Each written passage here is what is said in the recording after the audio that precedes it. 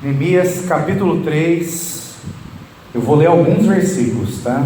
Versículo 1, 3, o 6 e assim por diante. Versículo 1 diz assim: as muralhas da cidade foram reconstruídas da seguinte maneira: Eliacibe, o grande sacerdote, e seus colegas sacerdotes reconstruíram o portão das ovelhas.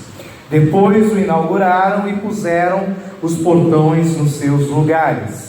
Eles reconstruíram as muralhas até a torre do Sem e até a torre de Ananel. Versículo 3.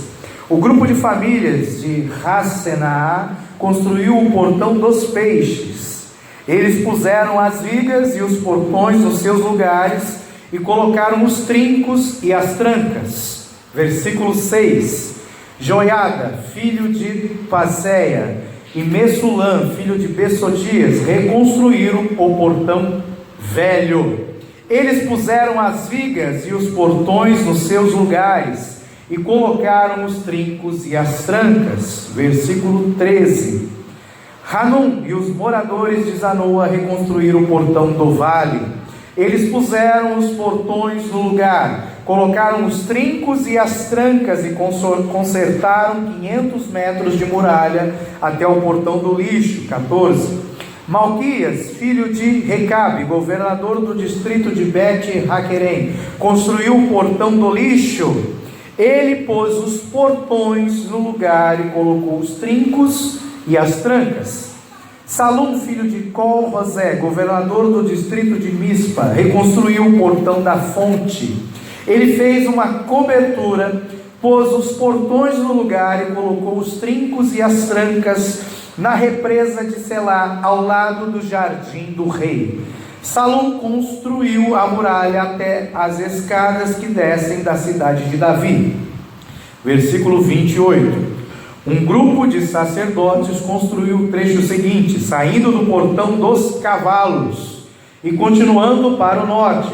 Cada um deles construiu em frente da sua própria casa.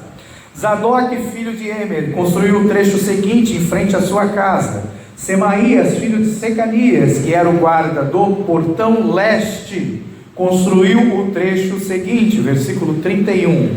Um ourives chamado Malquias construiu o trecho seguinte até uma casa usada pelos trabalhadores do templo e pelos comerciantes. Essa casa estava ao lado do portão da guarda, perto da sala que ficava no alto da esquina nordeste da muralha. Os ourives e os comerciantes construíram o último trecho da sala da esquina até o portão das ovelhas. Glória a Deus. Amém. Esse texto, ele fala para a gente da construção dos muros de Jerusalém. E juntamente com o muro haviam-se na cidade 12 portas. Então a cidade de Jerusalém toda cercada por uma muralha, e havia 12 portas colocadas dentro dessa cidade. A referência que nós temos nesse texto são de 9 portas. Ainda está faltando a citação de 3 portas aqui, mas temos 9 portas chamadas pelo próprio nome, que foram reconstruídas. O que a gente precisa entender é que, quando Israel pecou, se desviou da presença, da palavra de Deus, Deus, numa forma de corrigir, de dar uma nova chance para Israel, levou Israel até o cativeiro. Com isso eu aprendo que às vezes eu passo por situações difíceis na minha vida, porque Deus está me dando uma chance de me arrepender, de ver que eu preciso mudar. Então ele levou Israel para o cativeiro. Porém Deus deu uma profecia que o povo ia passar um tempo neste cativeiro, ia passar um período de sofrimento, e depois seria tirado e trazido de volta para sua terra, e essa profecia se cumpriu. E Deus levantou um homem, um rei Dario, para abençoar, para que o povo voltasse e reconstruísse o templo que tinha sido destruído. Então volta Esdras, um sacerdote, para Jerusalém e começa a reconstrução do templo. Quando ele começa a reconstruir o templo, inimigos se levantam e fazem de tudo para que o templo fosse parado a construção, para que ele não fosse completado. E passou-se por dificuldades, desacelerou a construção, e Deus levantou Ageu e Zacarias, 2 profetas, para incentivarem o povo a reconstruir o templo. Ok? Esdras veio para reconstruir o templo. Depois Neemias conseguiu a permissão do rei Artaxerxes para sair da onde ele estava, ali na Babilônia, e vir para Jerusalém reconstruir as muralhas. Isso tem significado profético. Por quê? Porque a Bíblia diz que quando eu entrego minha vida a Jesus Cristo, quando eu confesso Jesus como meu Senhor e meu Salvador, a primeira coisa que acontece é o Espírito de Deus vem morar em mim. Ou seja, Jesus fala, nós precisamos nascer da água e do Espírito. Quando eu confesso a Jesus, convido Ele para entrar na minha vida, então eu vou nascer do Espírito, ou seja, o Espírito Santo vai morar em mim.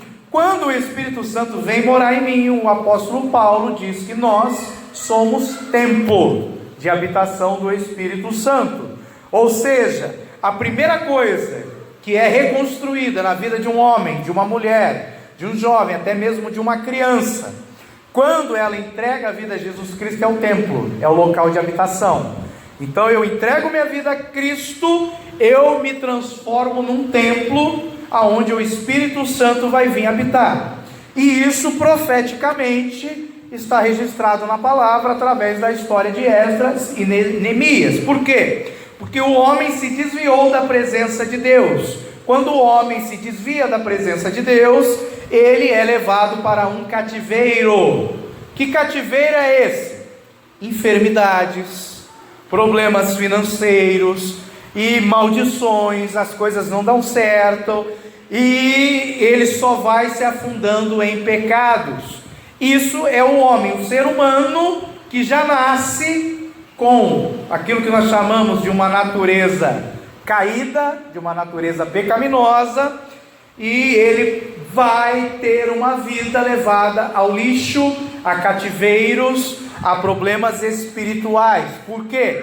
Porque ele precisa se aproximar de Cristo, ele precisa se reconciliar com Deus. Então, o homem quando peca, Adão quando peca, ele transfere para a gente uma maldição. A maldição de nós estarmos debaixo do jugo do pecado e da morte.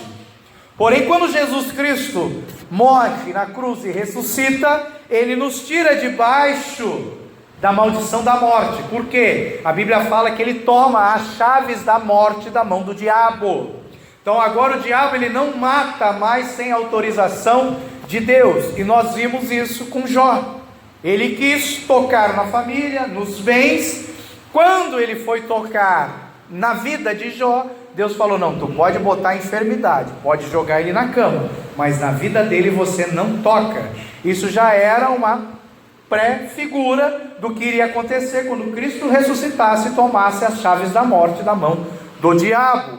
Porém, enquanto o homem não vem para a presença de Cristo, o jugo do pecado, o pecado continua reinando sobre a vida do homem. O que é isso? É o período que nós chamamos de Babilônia, de cativeiro. Então todos aqueles que não estão na presença do Senhor estão debaixo de algum tipo de cativeiro, de algum tipo de sofrimento.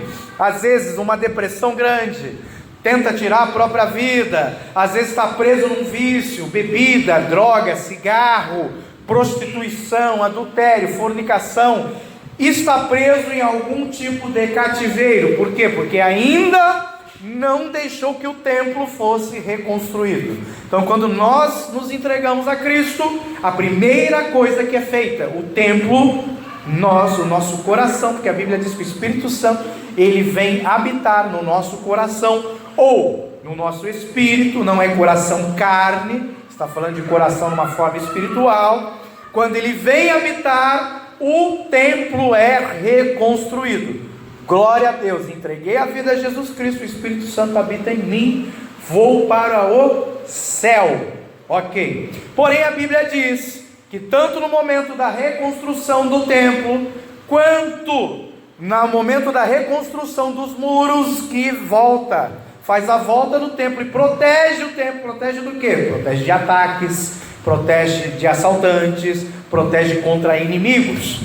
Tanto no momento da construção do templo como dos muros, houve um levante, uma investida do inimigo para que o templo não fosse reconstruído, nem para que as muralhas fossem levantadas. Ou seja, quando eu venho para a presença do Senhor, o diabo fica furioso. Quanto mais eu busco, quanto mais eu me consagro, mais ele vai ficar furioso comigo. Ou seja, os ataques vão aumentar e vão ser constantes. Isso é bíblico, ok? Porém, o que eu preciso fazer? Eu preciso reconstruir a muralha para que o templo não seja atingido. E a muralha estava totalmente destruída, porque o inimigo ele não se contentou em destruir só o templo, ele contentou também em destruir as muralhas para que ele pudesse agir da forma que ele quisesse. E é assim, como a gente não tem a vida entregue a Jesus, o templo está destruído, ele faz o que quer no terreno chamado nosso coração. Porém, tem algumas pessoas que vão para Cristo, recebem o Espírito Santo, o templo é construído dentro dela, mas ela não levanta as muralhas. Se não levanta as muralhas, o inimigo tem acesso direto ao templo. Então essa pessoa vai sofrer ataques constantes ao templo, a sua vida espiritual, a sua vida emocional, e isso vai trazer muitos prejuízos a ponto de ela não conseguir ter um nível de intimidade maior com Deus. Por quê? Porque as muralhas ainda não foram levantadas.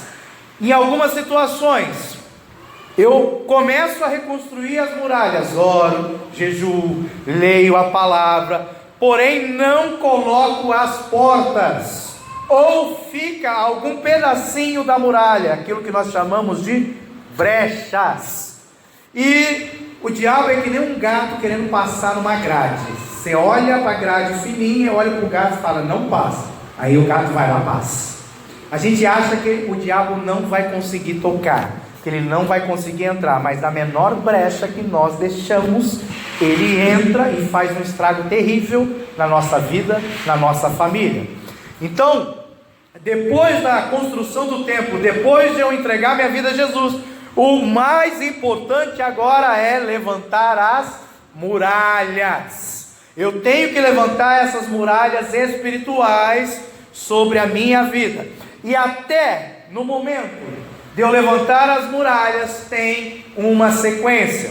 Porque a muralha, ela foi feita assim, no texto que nós lemos, o capítulo 3 todo fala assim: existe a cidade, na cidade tem casas, cada um construía a frente da sua casa. Então tinha um padrão, cada um vai fazer a sua parte, ok? Porém, quando as muralhas eram levantadas, chegava no momento que tinha que se colocar as portas. Então, independente da onde se começava a construir a muralha, chegava no momento que parava, eu não ia mais construir a muralha, agora eu tinha que construir as portas.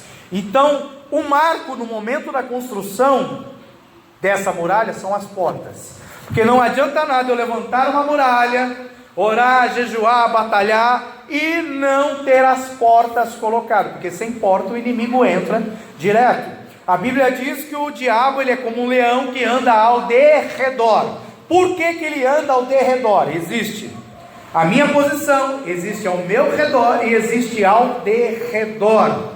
Então, eu sou o templo, ao meu redor está a muralha e ao derredor, do lado de fora, está o inimigo, buscando uma oportunidade para poder me tragar. Ou seja, se ele ver uma brecha na muralha, ou seja, ao meu redor, ele deixa de estar ao derredor e passa para dentro e começa a agir. Às vezes ele não consegue tocar na minha vida, mas ele toca na minha família. Às vezes ele não toca nem na minha vida nem na minha família, mas ele toca no meu trabalho. Ele vai tocar, porque não foram fechadas todas as portas, e eu preciso fechar a porta. A primeira porta que foi colocada, que foi reconstruída, ele deixa bem claro, chama-se o portão das ovelhas, ou a porta das ovelhas. E lá em João capítulo 10 nós temos algo de interessante. Jesus ele começa a falar sobre o pastor, sobre as ovelhas e sobre a porta. Ele fala nesse texto que o inimigo veio para matar, roubar e destruir. É isso que o diabo faz, tenta fazer com a gente. Porém ele fala algo de interessante, duas coisas muito interessantes que a gente faz uma confusão tremenda quando lê esse texto na Bíblia. Muitas pregações em cima disso, fazendo confusão. Até religião, até uma denominação faz doutrina errada em cima desse texto. Tem algumas denominações que não aceitam o título, a palavra pastor. Por quê? Por causa desse texto, diz que Jesus é o sumo pastor, só Jesus é pastor. Só que no texto em João 10, Jesus ele fala duas coisas interessantes. Primeira, ele diz assim: as minhas ovelhas ouvem a minha voz. A ovelha conhece a voz do pastor. Ponto. Então a ovelha conhece a voz do pastor. Porém Jesus fala assim: eu sou a porta. Quem não entra pela porta é ladrão e salteador. Vai tentar entrar por outro lugar, por alguma outra brecha no muro. Por quê? Por que Jesus usa essa comparação, essa alegoria, quando ele fala de ovelha, quando ele fala de curral? Tem até um hino, um louvor que a gente canta, que fala de 100 ovelhas, que ele deixou 99 no aprisco. Só que a Bíblia não fala de aprisco, ela usa um outro termo para aprisco. Mas para a gente resumir, eu tenho o curral e tenho o aprisco, que é o que se usa na música, que não é a mesma palavra, mas é o mesmo sentido. O que é isso? Curral é quando eu guardo as minhas ovelhinhas em casa. Eu tenho o meu curralzinho ali, levo elas para dentro de casa, está tudo lindo, maravilhoso. O que é o aprisco? O aprisco é aquilo que aconteceu em Lucas capítulo 2, quando os anjos apareceram para os pastores, que estavam no deserto cuidando das ovelhas. O aprisco é quando vários pastores com vários rebanhos se juntam num local distante dos seus respectivos currais, e eles fazem um acordo: vamos juntar todas as ovelhas, vamos fazer um aprisco no meio do deserto, e a gente vai se revezar para cuidar dessas ovelhas, porque se todo mundo ficar acordado, ninguém consegue cuidar de todas as ovelhas à noite. Então eles vão se revezando durante a madrugada, para que ninguém venha roubar, para que o lobo, o leão não venha pegar e despedaçar as ovelhinhas. Então o aprisco é um local de proteção no deserto, onde os pastores se juntam para cuidar, guardar daquelas ovelhas. Aí quando ele fala que deixou as 99 lá e foi atrás de uma que se perdeu, a gente entende que ele deixou as 99 abandonadas no deserto. Não, ele deixou com outros pastores, guardando, cuidando, assim como Davi, quando foi até Saul, deixou uma pessoa cuidando das ovelhas do seu pai. Ok, por que eu estou falando isso? Porque Jesus ele diz que ele é a porta, e quem não entrar por ele, quem não entrar pela porta, não entra no curral, porque o aprisco, que é aquele local de proteção do deserto, é o que a gente vive hoje na terra. Nós não estamos no nosso lar, no nosso curral, nós estamos no aprisco hoje, num local preparado por Deus, onde tem que ter muita vigilância, para que nós não venhamos a ser pegos pelos devoradores, pelo inimigo. Nós ainda vamos estar no curral, só que ele deixa bem claro: só entra quem vier pela porta, e a porta é Jesus. No outro texto ele fala assim: ninguém vem ao Pai senão por mim. Por quê? Porque ele é a porta. Então nesse texto, nesse capítulo 10 de João, ele não está se referindo a ele como pastor, ele está se referindo a ele como a porta. Então quem são os pastores? São aqueles que foram consagrados, separados para cuidar das ovelhas. Então eu posso dizer que a ovelha, ela tem que ouvir a voz do seu pastor. Se ela não ouve, não conhece a voz do seu pastor, ela não pertence àquele rebanho. E o pastor, ele fala com a ovelha de uma forma que a ovelha entenda, e o pastor tem que ter o cheiro da ovelha, porque o pastor, ele está junto. Então o pastor tem que ter o cheiro da ovelha. Então é uma característica. Jesus, ele é a porta, e a primeira porta que foi colocada naquela muralha chama-se a porta das ovelhas. É por isso que nós não conseguimos fazer nada na nossa vida sem primeiro nos entregar totalmente a Jesus Cristo. E entregar a Jesus Cristo não é só isso. Às vezes eu aceito Jesus, passo a frequentar a igreja, às vezes eu uso roupa de crente, falo que nem crente, começo a orar, ler a Bíblia, porém aí eu ainda não passei pela porta. Porque o que é passar pela porta? A porta é algo que faz uma separação. Que separação é essa? Quando eu estou fora, eu vou entrar em algum lugar quando eu passo por uma porta. E aqui está falando de Jerusalém. Quando eu entro em Jerusalém, eu começo a ver coisas que antes eu não via, que eu não conhecia. Então passar pela porta das ovelhas é passar numa posição de que eu vou passar por Jesus Cristo e vou começar a conhecer coisas, mistérios, coisas insondáveis que eu ainda não conheço de Jesus. Ou seja, quando eu estabeleço o portão da ovelha, eu já sou crente, mas agora eu estabeleço o portão da ovelha, eu vou começar a ter experiências profundas com Jesus Cristo.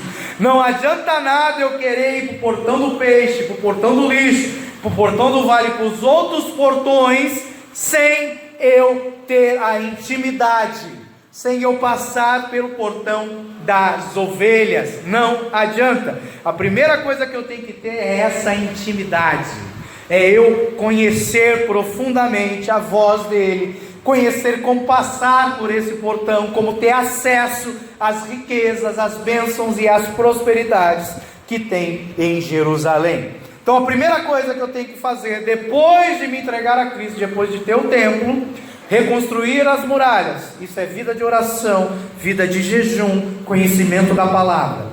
Isso só não é suficiente, isso é a muralha. Agora eu preciso do portão. Eu preciso colocar o portão das ovelhas, onde eu vou passar para ter intimidade. Ao mesmo tempo que eu passo para ter intimidade, esse portão se fecha para o ataque do diabo em várias áreas da minha vida. Depois dessa intimidade com o Senhor, o segundo portão que ele fala aqui é o portão dos peixes. O que é o portão dos peixes? Jesus estava passando na praia, virou para um homem e disse assim: vinde após mim que vos farei pescador de homens. Então Jesus estava ali fazendo uma analogia, estava comparando homens com peixes. Mas quais homens eram esses? Eram homens, seres humanos, que ainda não estavam na presença do Senhor, que estão fora, que estão desviados. Então ele chama esses homens de peixe. O livro de Apocalipse chama o mundo em que nós vivemos, esse mundo corrompido, que já está morto no maligno, que pertence ao diabo, chama este mundo de mar. Aonde tem peixe? Peixe está no mar. Então ele fala: eu vou fazer vocês pescadores. O que é isso? É ir lá pegar essa pessoa do mundo, tirar esse peixe do mar e trazer para a presença dele. Então, se eu não tiver intimidade com Jesus, eu posso até ser um ganhador de almas, mas eu não vou conseguir manter essa alma fora do mar. Eu não vou conseguir discipular, ensinar ela a passar pela porta das ovelhas para ter intimidade. Então é um processo que tem que ser feito. Primeiro é tapar as muralhas. Para quê? Eu saí de um cativeiro, ainda carrego muitas coisas comigo. Eu só vou conseguir impedir o agir dessas coisas ruins na minha vida quando a muralha e as portas estiverem totalmente reconstruídas. Enquanto houver uma brecha, ainda estou sujeito a ataques. Então primeiro eu tenho intimidade. Para que eu tenho intimidade? Para eu ganhar almas, para eu poder passar pela porta do peixe. A terceira porta que ele pega e fala aqui Ele fala que foi reconstruído o portão velho. Foi reconstruído o portão velho. Meu Deus, o que é o portão velho? Às vezes quando a gente vem para a igreja, a gente ouve muito assim, eu já ouvi muitas pessoas falarem assim: você entregou a vida a Jesus Cristo, Ele não se lembra mais do seu passado, Ele apaga as suas transgressões como a neve, tudo se fez novo. Isso está na Bíblia? Está na Bíblia, ótimo. Só que a Bíblia fala assim: se com tua boca confessares os teus pecados, Ele é fiel e justo para te perdoar. Ele só vai me perdoar os pecados se eu confessar eles. Não se eu confessar Jesus Cristo como meu Senhor, mas se eu confessar os meus pecados. Eu só recebo perdão de pecado confessado. E eu costumo falar que tem 2 tipos de pecado que não tem perdão. Primeiro, blasfêmia contra o Espírito Santo. O que é blasfemar contra o Espírito Santo? É você atribuir a obra do Espírito ao diabo. Então acontece uma manifestação aqui. Exemplo, a pessoa começa a pular, a rodar, cai no chão, fala em línguas. Alguém chega e fala assim: isso aí é o diabo que está fazendo. Pode ser e pode ser que não. Se for o diabo, amém, a pessoa tem discernimento de espírito. Agora, se for uma operação do Espírito Santo, se é o Espírito Santo que está agindo e a pessoa falou isso, ela está blasfemando contra o Espírito Santo, atribuindo a obra do Espírito ao diabo, e isso não tem perdão. O outro pecado que não tem perdão é aquele que nós não confessamos. Aí me perguntaram esses dias: pastor, a pessoa foi lá e tirou a vida dela, ela se enforcou, se matou, ela vai para o céu? Eu falei: vamos raciocinar. É simples, porque a Bíblia ela fala do homicida, daquele que tira a vida do outro. Não fala tão claramente daquele que tira a sua própria vida, mas dá para entender também. Mas vamos fazer o raciocínio. Quando você tenta contra a sua própria vida, esse é um pecado. Então vamos supor que a pessoa foi lá e cortou o pulso, ela tentou tirar a própria vida, isso é um pecado. Ela não tem poder para tirar a vida dela, muito menos de outra pessoa. Só Deus tem poder sobre as nossas vidas. Então ela cortou o pulso. Aí ela se arrepende, ela pede perdão. Ela tem perdão? Ela tem perdão. Se ela se arrepender, confessar, deixar e ficar firme na presença de Cristo, ela vai até para o céu. Agora vamos supor que ela passa no pescoço e morre. Deu tempo dela pedir perdão? Não, foi para o inferno. Por quê? Porque o pecado que não for confessado não tem perdão. Então se ela tirar a própria vida, isso é um pecado. Morreu, não deu tempo de confessar, vai para o inferno. Aí entenderam? Agora a gente entendeu. É simples assim. Então blasfêmia contra o Espírito Santo não tem perdão. E pecado que não confessou não tem perdão. E pecado não confessado te afasta de Deus, te afasta da intimidade de Deus, te afasta do portão das ovelhas e te afasta muito do portão dos peixes. Às vezes impede a gente de ganhar almas. Pecados não confessados. Aí ele fala do portão velho. O que é o portão velho? É eu pegar toda essa sujeira que está para trás. Não é esquecer, não é apagar. Quando ele fala que tudo se fez novo, nova criatura somos, ele está falando lá em Apocalipse, quando já terminou tudo e a nova Jerusalém está sendo estabelecida. É um texto lá de Apocalipse, é do futuro, não é daqui. A gente ainda não se fez novo, a gente ainda não teve o corpo glorificado, a gente ainda está debaixo de pecado, a gente corre o risco de pecar em pensamento, a gente corre o risco, por quê? Porque ainda não se fez novo. O que se fez novo foi um novo nascimento. Só que mesmo eu nascendo de novo, Gálatas 5,17 fala que o Espírito Santo que habita em mim está brigando, sai na porrada, faz guerra com a minha carne. Por quê? Porque a minha carne quer o pecado. E Paulo fala que é uma guerra, é uma luta, é pancada todo dia. E a minha carne quer pecado. A minha carne não quer servir a Deus, mas o Espírito Santo fica brigando com ela, fica brigando. O que é isso? É o velho homem. O velho homem não morreu. O apóstolo Paulo deixa isso bem claro. O velho homem vai nos acompanhar até nós termos o nosso corpo glorificado. O que é isso? É o portão velho. Mas eu preciso reconstruir, sim. Eu preciso reconstruir esse velho homem. Como que eu faço isso? Através do fruto do Espírito chamado domínio próprio. porque eu tenho que reeducar esse velho homem, tenho que reconstruir o caráter, tem que mudar muitas coisas na nossa vida. A Bíblia fala de uma metamorfose, de uma transformação da mente. Transformar a mente é transformar o caráter. Como eu sei que o caráter foi mudado? Simples, tem uma formulazinha que a gente usa para mudar caráter. É assim: os nossos pensamentos determinam as nossas ações. Ou seja, se eu penso muito em coisa errada, eu vou fazer coisa errada. Se eu penso muito numa coisa, eu vou acabar fazendo aquela coisa. Então os meus pensamentos determinam as minhas ações. Quando os pensamentos são frequentes e eu começo a agir de acordo com o pensamento, porém eu faço isso de forma repetitiva, os meus pensamentos que se transformaram em ação agora vão se transformar num hábito. De acordo com a psicologia, para você ter um hábito vai de 30 a 90 dias. Exemplo: se você começar a ler um livro 20 minutos por dia, todo dia, daqui 90 dias você já criou o hábito de leitura, e você não vai ler 20, você vai acabar lendo 200 páginas por dia, mas você tem que pegar todo dia um pouquinho. É por isso que no grupo de oração a gente faz lá 30 minutos por dia. O que é 30 minutos? Não é nada, porque a Bíblia fala que a gente tem que orar o dia inteiro, orar e sem cessar.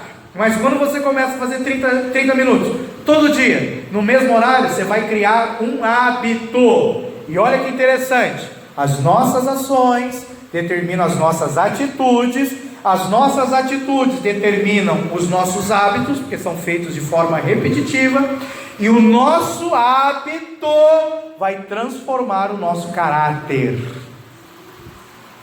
Então, antes eu era bagunceiro, não queria estudar, não queria fazer nada, era só balada, só coisa errada, bebida. Comecei com os meus pensamentos. Isso é tão forte que a Bíblia fala assim: do jeito que você pensa, você é. A Bíblia fala: do jeito que eu penso, eu sou. Ou seja, se eu penso que eu sou um derrotado, se eu penso que eu não vou dar certo na vida, eu vou ser um derrotado e não vou dar certo na vida. Se eu penso que eu sou mais que vencedor, que eu sou filho de Deus, que eu posso todas as coisas naquele que me fortalece, eu vou poder todas as coisas, eu serei mais do que vencedor, tudo que eu fizer vai prosperar. Porque a Bíblia fala: do jeito que a gente pensa, a gente é. Então quando eu penso algo ruim, eu vou acabar fazendo algo ruim, vou ter o hábito de fazer coisas ruins, e o meu caráter vai ser denegrido para coisa ruim. Então quando eu penso em coisas boas, e a Bíblia fala assim: você não vai pensar em coisas boas, você tem que pegar os seus pensamentos e levar cativo, obrigar os seus pensamentos a pensar nas coisas de Cristo, porque a minha carne está lá brigando com o Mike Tyson, com o Espírito Santo, que ela não quer. Porém, quando eu consigo pensar em coisas boas, quer ver um exemplo? Tem algo que chama hoje, a gente estuda isso na parte de desenvolvimento de pessoas, motivacional, chama de resiliência. O que é resiliência? Resiliência é você nunca desistir, mesmo diante de coisas difíceis. Exemplo: a pessoa sofreu um acidente de carro, perdeu as pernas, perdeu o braço, agora está jogado em cima de uma cama. Imagina você nessa situação, qual seria o seu pensamento? Eu quero morrer, não vou mais andar, não vou poder mais, vou depender dos outros para tudo, para ir no banheiro, não vou conseguir comer, não vou conseguir fazer mais nada. Então isso já vem para um pensamento terrível. A resiliência é assim: não, mesmo sem braço, mesmo sem perna, eu vou conseguir, eu vou estudar, eu vou me virar, eu vou aprender. E tem pessoas que têm essa resiliência, mesmo quando aparece uma dificuldade tão grande quanto essa que eu falei, elas conseguem continuar, perseverar. Isso chama resiliência.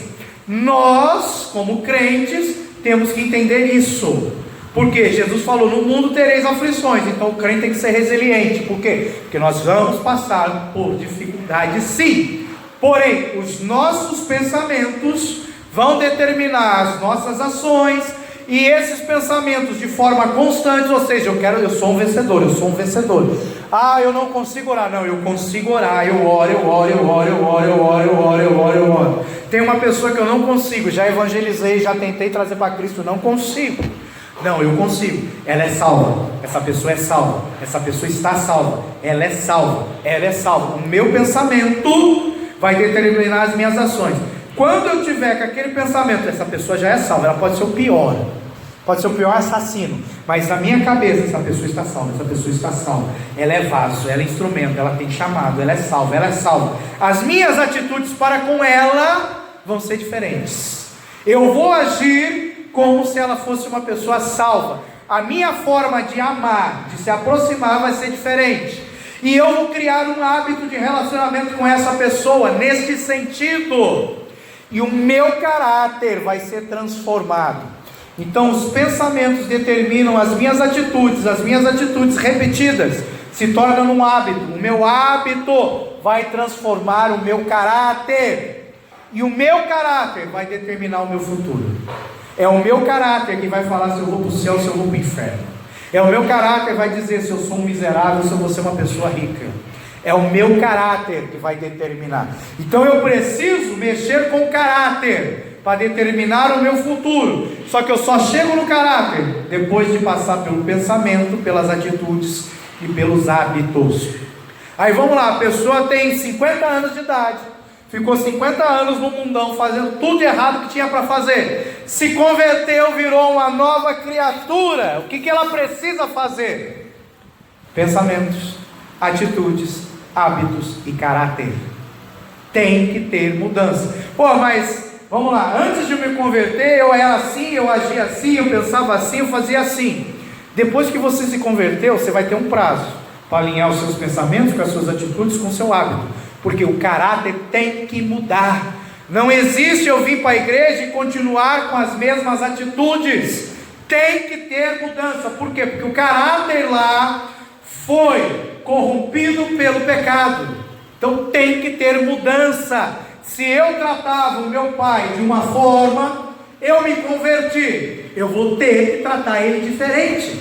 Se eu tratava o meu irmão, o meu filho de uma forma, eu me converti, tenho que tratar ele diferente. Às vezes esse processo para uns é rápido, para outros demora um pouquinho, mas eu tenho que ter o entendimento que os meus pensamentos, as minhas atitudes e o meu hábito tem que mudar. Se não mudar, não tem mudança de caráter. Se não tiver, não tem céu. Então tem pessoas hoje que estão na igreja. A gente teve um caso aqui ontem, né, que na oração Deus mostrou. A pessoa é ministro de Deus, mas tem problema de caráter. Não vai para o céu. Pode ter nascido na igreja. Se os pensamentos, as atitudes e o hábito não estão funcionando de acordo, o caráter vai continuar corrompido. E ela está falhando. O caráter corrompido é o que me prende no pecado. É o que me prende debaixo de maldição. É o que me prende na mão de demônios. É o que faz a minha vida financeira não prosperar, os meus negócios dar errado. É o que faz tudo contribuir para o mal e não para o bem. Aí eu não consigo desenvolver. Por quê? Porque ainda não chegou no caráter. O caráter é o portão velho.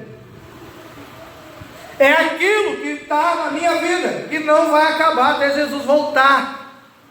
É aquilo que eu tenho que ter domínio, que eu tenho que ter controle. É aquilo que o Espírito Santo me ajuda a vencer. Só que se eu não mudar o pensamento, se eu não mudar a atitude, se eu não mudar os hábitos, o caráter não muda. Oração não muda pensamento, oração não muda atitude, oração não muda caráter. Jejum não muda pensamento, jejum não muda atitude, jejum não muda caráter. A Bíblia não muda pensamento, não muda atitude, não muda caráter. Quem muda pensamento sou eu. Quem muda pensamento sou eu. O Espírito Santo, ele não me obriga a nada. Sou eu que tenho que levar os meus pensamentos obrigados a Cristo. E se eu não mudar, eu não tenho meu caráter transformado. O portão velho não vai ser reconstruído.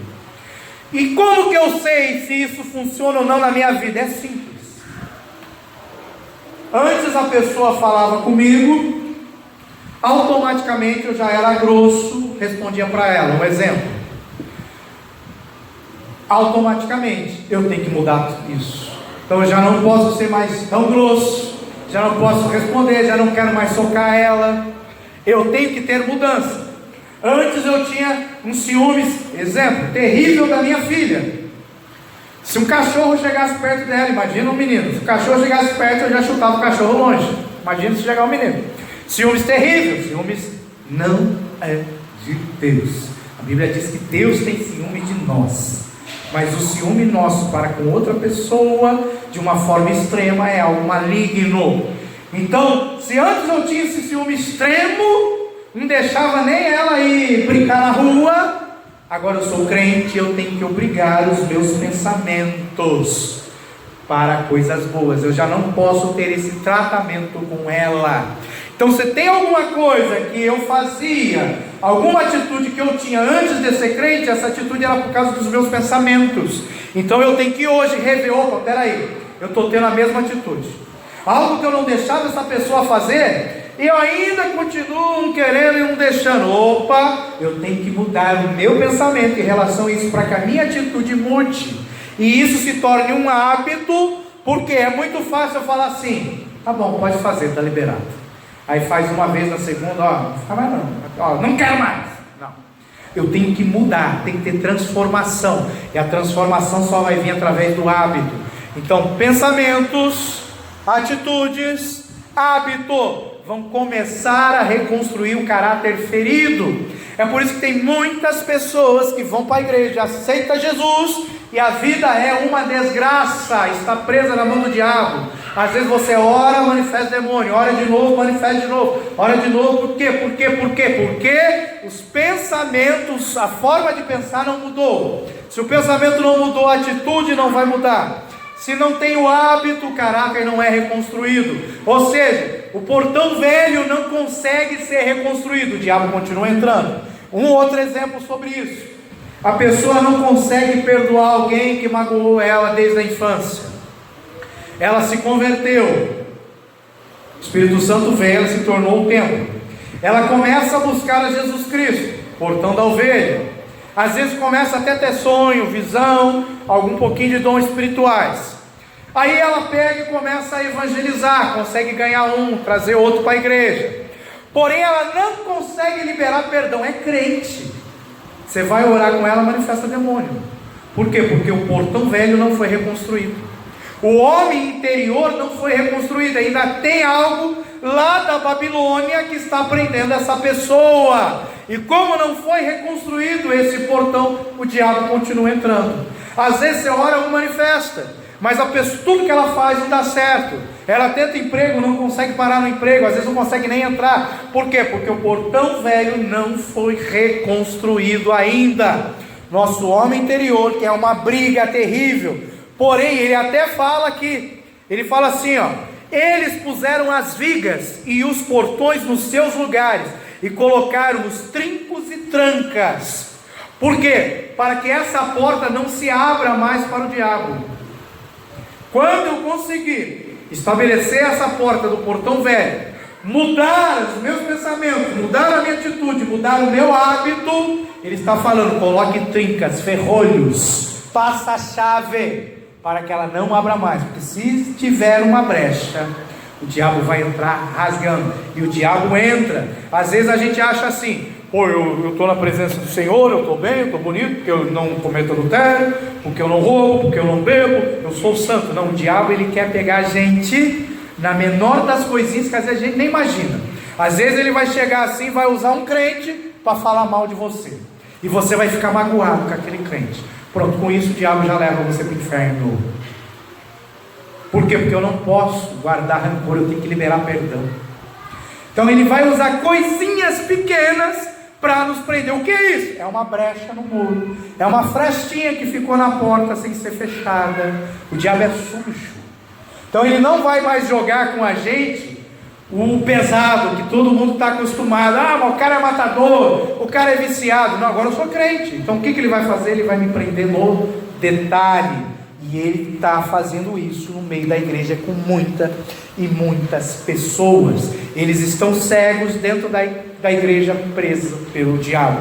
Tem até um livro de um escritor americano chamado John Bevere, que ele fala, chama A Isca de Satanás. Deus deu essa mensagem, essa revelação para ele, e ele saiu pregando no mundo inteiro até que virou um livro, que o Satanás agora, ele, como enganou Eva, continua enganando os crentes, só que agora ele pega nas coisinhas, no detalhe que às vezes a gente nem se liga. A gente está preocupado em não adulterar, em não fornicar, em não roubar, em não matar, só que ele vai no detalhezinho que a gente às vezes não se preocupa, e ele pega a gente, e o crente fica cego dentro da igreja, sem perceber que está na mão do diabo, por causa disso. Então nós temos o portão da ovelha, a intimidade com Jesus, o portão do peixe, que é o evangelismo, que é ganhar almas, que é o objetivo do reino da igreja na terra, e nós temos o portão velho, que é a nossa guerra com o homem interior, com essa natureza caída. Aí depois ele fala de 2 portões, e eu já vou parar nesses 2, ou melhor, vou falar mais 3. Ele fala do portão do vale, ele fala do portão do lixo, e ele fala do portão da fonte, versículo 13, 14 e 15. Jesus falou: no mundo tereis aflições. E Davi fala: ainda que eu andasse pelo vale da sombra da morte. Ou seja, novamente, mesmo sendo crente, mesmo colocando o portão, tendo intimidade com Cristo, mesmo ganhando almas, mesmo você vencendo a luta do seu caráter, transformando o seu caráter, nós corremos um grande risco, e creio que vamos passar por algum tipo de vale. Qual é a nossa garantia? Davi fala: o Senhor está comigo, a sua vara e o seu cajado me consolam. Cajado vem da direção, a vara dá uma pancadinha. Então nós vamos passar por situações ruins, porém nós temos que entender algo que Salomão escreve no livro de Cantares, capítulo 2. Ele fala assim: tu és a rosa de Saron e o lírio dos vales. O que é o lírio? O lírio é uma flor branca, né? É branco, não sei se chama flor mesmo, né? Essa parte verde não é comigo. Eu sei que é um coisinho branco no meio do vale, ela cresce no vale. E o lírio, assim, ele tem hora. Determinado horário do dia ele nasce, determinado horário do dia ele morre. É por isso que o salmista ele usa uma referência falando que nós somos como a erva do campo, que no mesmo momento que nasce morre, ou seja, a nossa vida é muito curta. O lírio, eu não me lembro agora exatamente, mas é como se às 15 horas ele nascesse e às 21 horas ele morresse. O tempo de duração dele é curto, porém ele com aquela corzinha branca dá um destaque enorme no vale. E quando Davi fala o vale da sombra da morte, ele não vai temer. Por quê? Porque ele sabe o mesmo mistério de Salomão, que mesmo debaixo da escuridão, mesmo debaixo da morte, nesse vale tem lírio lá, tem a luz, tem a vida, que é Jesus Cristo. Então nós temos que entender que o portão do vale, ele tem que ser construído, tem que ser reconstruído. Por quê? Porque nós vamos passar por dificuldades, mas quando o portão está de pé, nós ouvimos Jesus falar: tem de bom ânimo, eu venci o vale, eu venci o mundo. Vós não estáis sozinhos, porque o lírio do vale está lá. Quando você for passar, ele vai estar conosco no momento das nossas dificuldades. Depois eu tenho um portão chamado portão do lixo. Por quê? O que é esse portão do lixo? O portão do lixo é assim: imagina uma cidade, esse retângulo aqui como uma cidade, a cidade de Jerusalém, a muralha cobrindo, e eu estou aqui dentro. Toda cidade produz lixo. A nossa casa tem lixo, a gente tem que botar o lixo para fora, o caminhão do lixo passar e levar embora. Imagina se o caminhão do lixo ficar um mês sem passar. Você vai dormir em cima do lixo dentro da sua casa, porque a gente produz muito lixo. É a mesma coisa, a cidade toda produzia lixo, só que numa porta ficavam as ovelhas, na outra porta dava acesso aos peixes. Eu não podia passar com o lixo da cidade por onde estavam as ovelhas. Por quê? Porque a ovelha, além de ser um animal usado nos rituais de sacrifício religiosos, também era usado para comer. Como que eu vou botar lixo junto com a comida? Então nós tínhamos uma porta específica para sair com o lixo. E na nossa vida é assim: nós produzimos lixo, às vezes até sem querer. Às vezes palavras que nós falamos, coisas que nós fazemos, atitudes que nós temos. Esse dia eu falei aqui, vou falar de novo. A boca fala do que o coração está cheio. Deus me deu um livramento de acidente. Estava lá com o diretor da empresa, alta velocidade, veio a lona do caminhão, cobriu o carro, a mais de 120 km por hora. Ele deu um grito. A boca fala do que o coração está cheio. Ele falou um baita de um palavrão. Eu, junto com o grito dele, eu gritei no mesmo instante, porque o negócio foi terrível. Eu falei, sangue de Jesus tem poder. Aí ele viu, eu não vi, a mão veio e tirou a lona de cima do carro e jogou no acostamento. Porque a boca fala do que o coração está cheio. Só que o que eu encho o meu coração? A Bíblia fala, quando eu ouço a palavra gera fé. E quando eu ouço a palavra, guardo ela no meu coração se enche da palavra. Então eu preciso ouvir a palavra, eu preciso guardar, praticá-la, para ela ficar guardadinha aqui, ó, no meu coração. Porque quando eu for falar, eu vou falar da palavra, eu vou falar da Bíblia. Porém, se eu começar a guardar lixo, eu vou falar lixo. Da minha boca só vai sair lixo, só vai sair desgraça, só vai sair maldição. E é simples de testar. É só pedir para alguém pisar no seu pé. É só pedir para alguém te incomodar. Você vai saber o que vai sair da sua boca, porque vai sair do inesperado. E o inesperado vai falar o que está no seu coração. Então às vezes a gente briga com uma pessoa e fala alguma coisa, solta um palavrão, fala uma palavra mais grossa, porque o coração está cheio disso. O que é isso? É falta dos pensamentos, atitudes e do hábito ser mudado, para que o caráter seja reconstruído e só fique no coração aquilo que é bom. Então a nossa boca dá sinal do lixo que nós temos que tirar para fora das muralhas. E muitos desse lixo que nós temos que botar para fora, às vezes fazem parte daquilo que nós chamamos de processo de libertação. Às vezes tem lixo que eu produzi lá atrás na minha vida, eu carrego ele comigo, está na minha mochila e eu não quero tirar a mochila. Às vezes eu carrego o lixo sem saber que é lixo, mas o lixo atrai mosca, e mosca é demônio, e eles vão atuar de alguma forma na nossa vida. Então quando eu estabeleço a porta do lixo, eu estou estabelecendo que tudo aquilo que não presta para a minha vida, principalmente para a vida espiritual, eu tenho que botar para fora, eu não posso carregar. Eu não posso admitir lixo dentro da minha casa, porque lixo dentro da minha casa vai atrair mosca, mosca é demônio. Eu não posso admitir lixo na minha vida profissional. Por quê? Porque lixo na minha vida profissional vai atrair mosca, vai atrair demônios. Então, porta do lixo. A outra porta, a última, para a gente encerrar, chama a porta da fonte, ou portão da fonte. Que portão é esse? Existia uma fonte onde eles iam buscar água. Então lembra, eu tenho uma porta para sair com lixo, eu tenho uma porta para o gado, para a ovelha, eu tenho uma porta para os peixes, e eu tenho uma porta onde eu vou buscar água pura e cristalina. Eu não posso jogar o lixo perto da fonte, porque a terra absorve esse lixo, toda a toxina que tem do lixo, e vai chegar até a fonte. É por isso que não tem fonte, manancial de água perto de lixão, de enterro de lixo. Tem que estar separado. É por isso que se você jogar lixo na água, contamina a água, jogar esgoto contamina. E existia uma porta para a fonte, e nessa porta não pode ter nada de lixo. Se eu me aproximar dessa fonte, desta água com lixo, eu contamino a água. Então, para eu conseguir beber dessa água pura, cristalina, que vai alimentar a minha alma, a Bíblia fala, o homem tem sede do Deus vivo. A palavra a Bíblia é o alimento. Só que ele fala que tem sede. Eu não tenho sede de comida, eu tenho sede de bebida. Ao mesmo tempo, Jesus fala que ele é a fonte. Então, eu preciso tanto da comida como da bebida. Só que para eu alcançar essa bebida, vamos lá, o que é a comida? A comida é aquilo que me fortalece. A bebida é aquilo que vai, como que eu posso falar? Você consegue ficar sem comer, você não consegue ficar sem beber. O nosso planeta Terra não é planeta Terra, ele deveria chamar planeta Água, porque ele tem mais água do que terra. Nosso corpo humano tem mais água do que qualquer outro tipo de substância. Falaram que a gente veio do macaco, né? Cientista.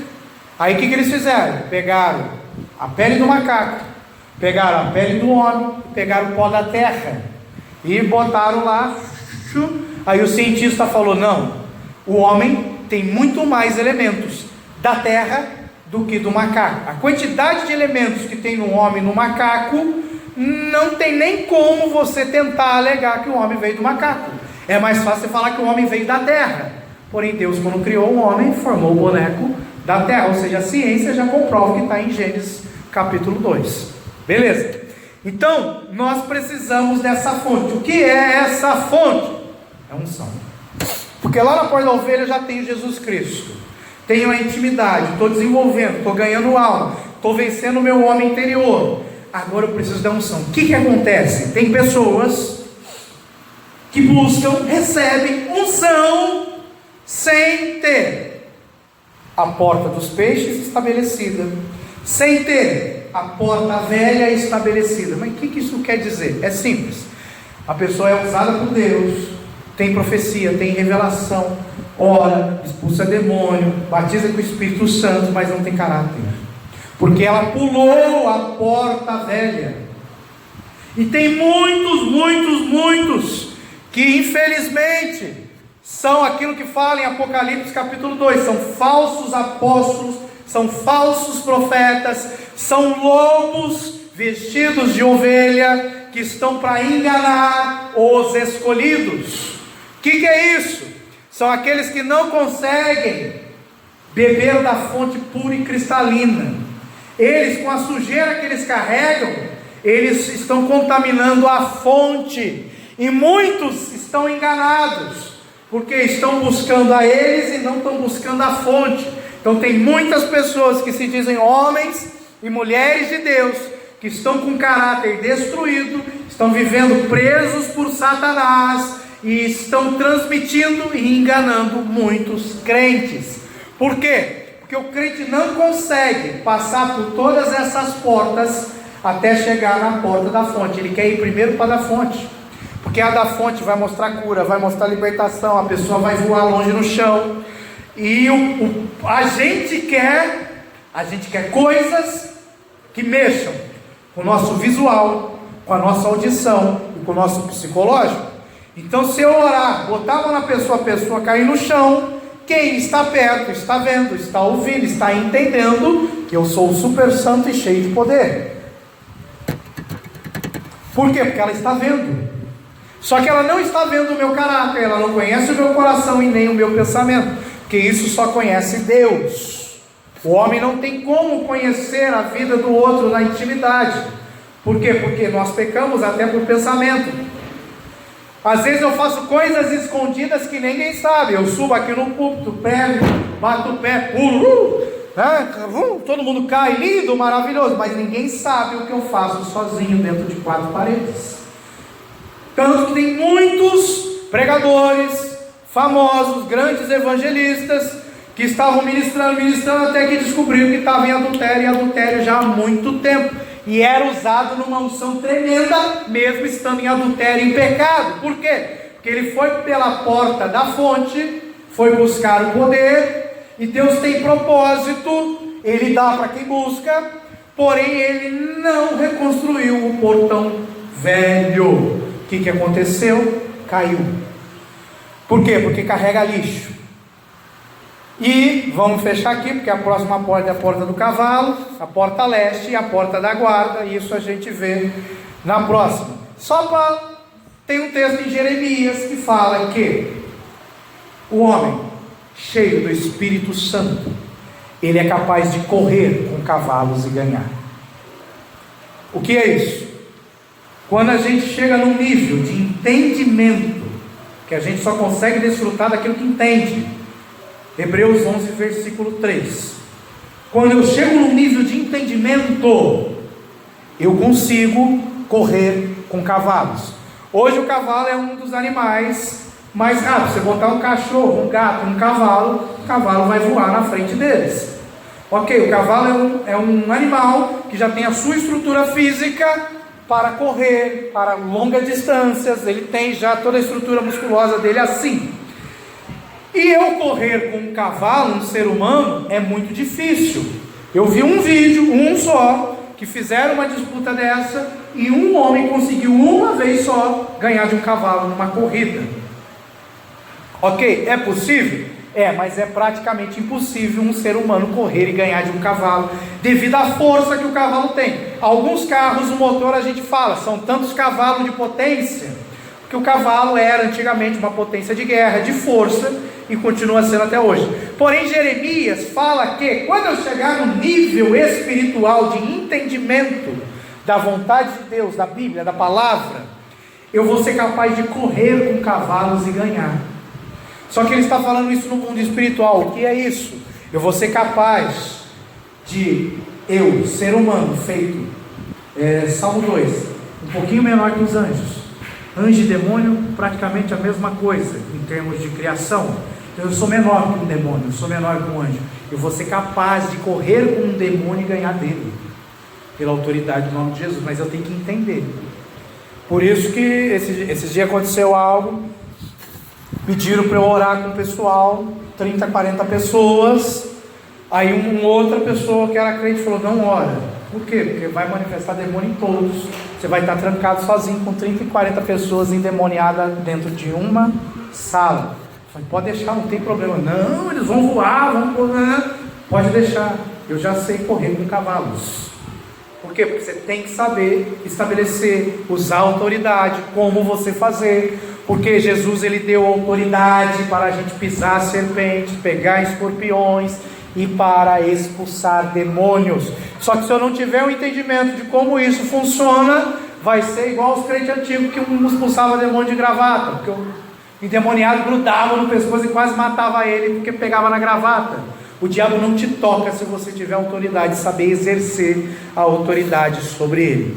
Isso já é o portão dos cavalos, que só depois de eu passar pelas outras portas, eu vou conseguir desfrutar desse poder, dessa autoridade, e assim vai. Vamos ficar de pé, vamos encerrar, que senão eu não paro de falar. Glória a Deus.